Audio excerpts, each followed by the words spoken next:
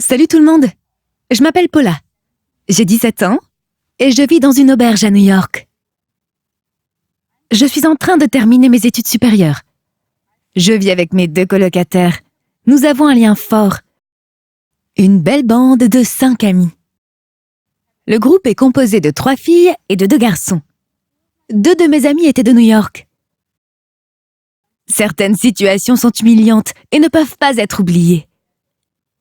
J'ai vécu une situation tout aussi embarrassante dans ma vie. Noël est un réveillon étonnant et de bon augure. Noël vous rend heureux, les fêtes de Noël sont amusantes.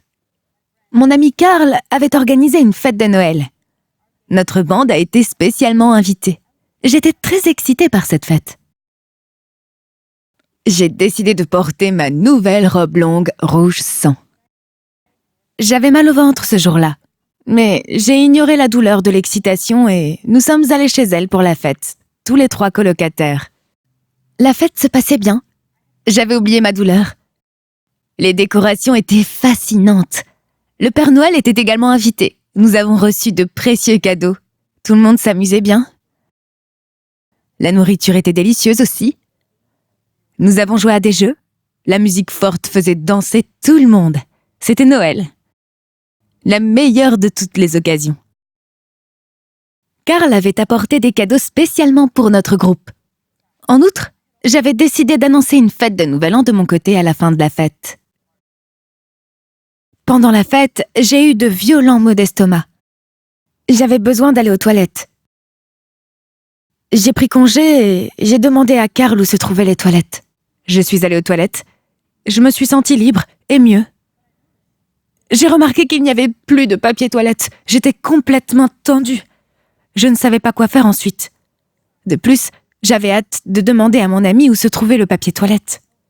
Bien que je me sentais très gênée, je ne pouvais pas rester là longtemps. Et je ne voulais pas non plus en parler à Karl ou à qui que ce soit. Je me sentais embarrassée. Une grande interrogation pour sortir d'une si mauvaise situation.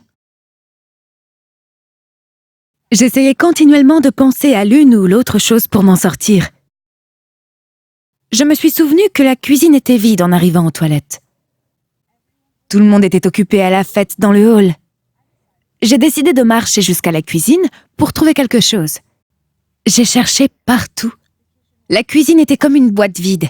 C'était la maison d'un garçon et personne ne pouvait s'attendre à autre chose que des cuisines vides dans sa maison. Je voulais trouver quelque chose rapidement, mais quoi? Toute la cuisine n'avait rien que je puisse utiliser. Se balader partout avec des fesses sales me faisait me sentir minable. Mais il fallait que je trouve quelque chose pour les nettoyer. Soudain, j'ai vu quelqu'un entrer dans la cuisine et je me suis de nouveau précipitée vers les toilettes. C'était Karl. Il a crié mon nom, mais il a compris que je devais être aux toilettes et il est parti. J'attendais de nouveau que la cuisine soit vide et dès que je n'ai plus entendu de voix, je suis retournée à la cuisine. La situation me mettait aussi en colère. Je cherchais encore quelque chose et j'ai regardé dans le réfrigérateur.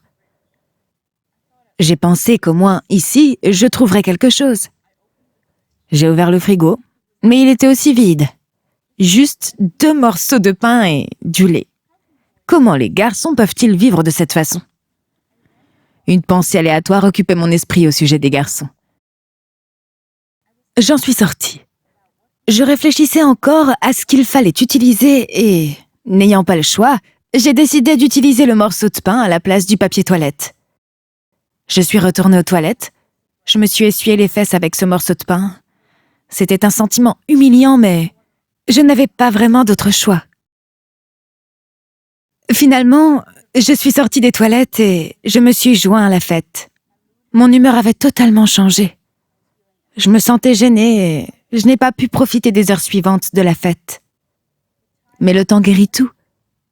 Après un certain temps, j'ai été réconfortée. Et à la fin, j'ai annoncé un cadeau pour la nouvelle année. Les jours ont passé, mais cet incident me rappelle encore combien j'ai été piégée. Elle me fait honte. C'était définitivement une soirée de Noël inoubliable. Je l'ai gardé comme un grand secret pour mes amis. Et maintenant, où que j'aille, je vais d'abord vérifier s'il y a du papier toilette dans les toilettes ou non.